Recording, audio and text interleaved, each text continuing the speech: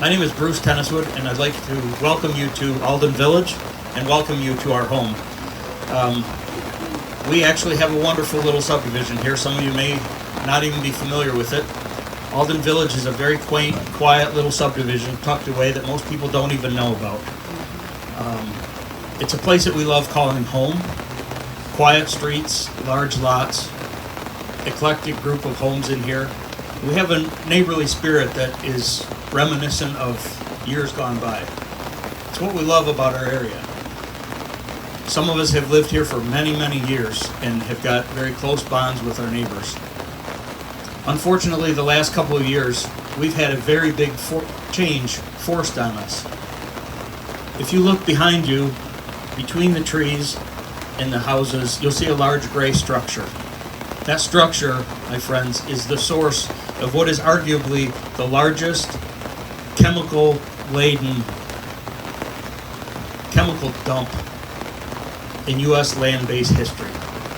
People don't realize the severity of what's going on, but it's right there. You can see it. I'd like to pretend that I could hit it with a driver, but I'm not that good of a golfer. I'd like to point out a couple things that maybe are not real apparent, but will kind of help you explain what we live with. To my left over here in the landscaping, just beyond the rocks, you'll see a monitoring well. It looks a lot like what you'd see at a gas station when they've been busted for leaking gasoline or other hazardous materials. To the right on the other side of the tree, you're going to see another monitoring well. Those monitoring wells are just one part of what we look at every day as a reminder that just underneath the surface that you're sitting on right now are chemicals that are known to be carcinogenic and cause many, many other health hazards. We have these monuments throughout our neighborhood. We've got over 100 of them in the neighborhood. So you really can't go anywhere or do anything without being reminded of what we deal with.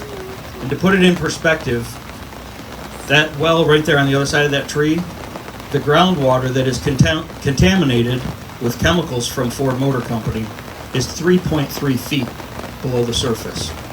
I want you to think about that a little bit. These chemicals are picked up in the groundwater at Ford, and they flow this direction, and they flow through our neighborhood. And then the chemicals drift out of the water and up through the sand into our homes, into our yards, into our breathing space. And that is what we live with every day. Today, we want to take this opportunity to let you know what we deal with and how does it affect the neighborhood, and then to propose some changes.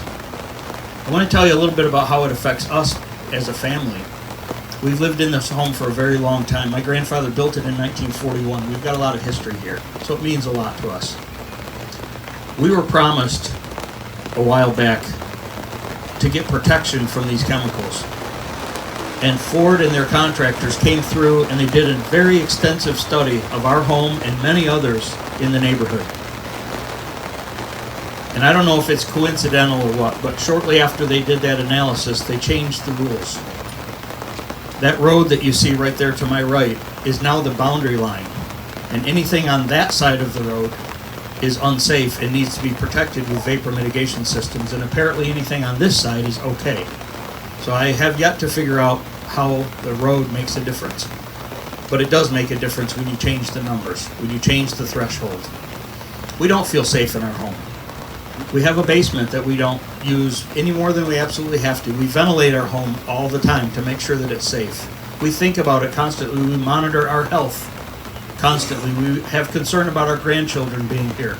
There's a lot of issues that we never should have had to deal with, and we have to deal with on a daily basis. If we move down the street just a little bit, 5 doors down and on the other side of Beacon Road, we built a home for Donna's mother. It was intended to be a safe place for her to live.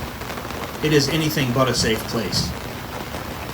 The solution that Ford has come up with is to put a protection system in her home and several others in the neighborhood that we're going to talk about today, some of our frustrations. The biggest frustration that we've come across so far is that the system that they put in doesn't work.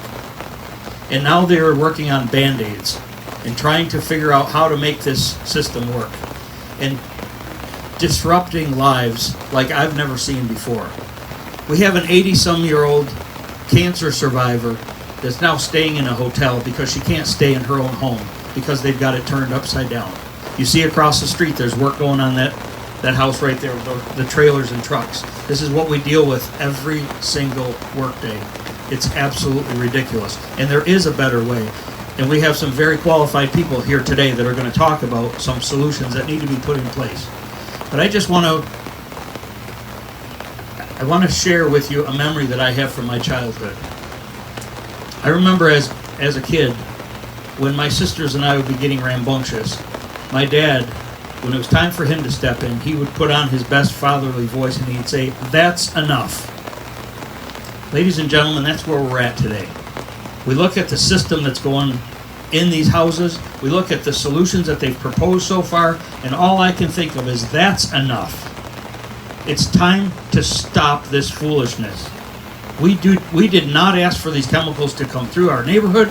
There is ways of making sure that they do not come in our neighborhood, and it is time for Ford to step up and do the right thing and keep these chemicals out of our neighborhood, and they can do it. The problem is, it's much easier for them to allow us to be completely inconvenienced and have our lives turned upside down than it is for them to do the right thing on their own property. The chemicals that they have are on their property drifting this way, and it's their job to keep them on their property. If they're not going to clean them up, let them contend with it, but they don't need to be in our neighborhood.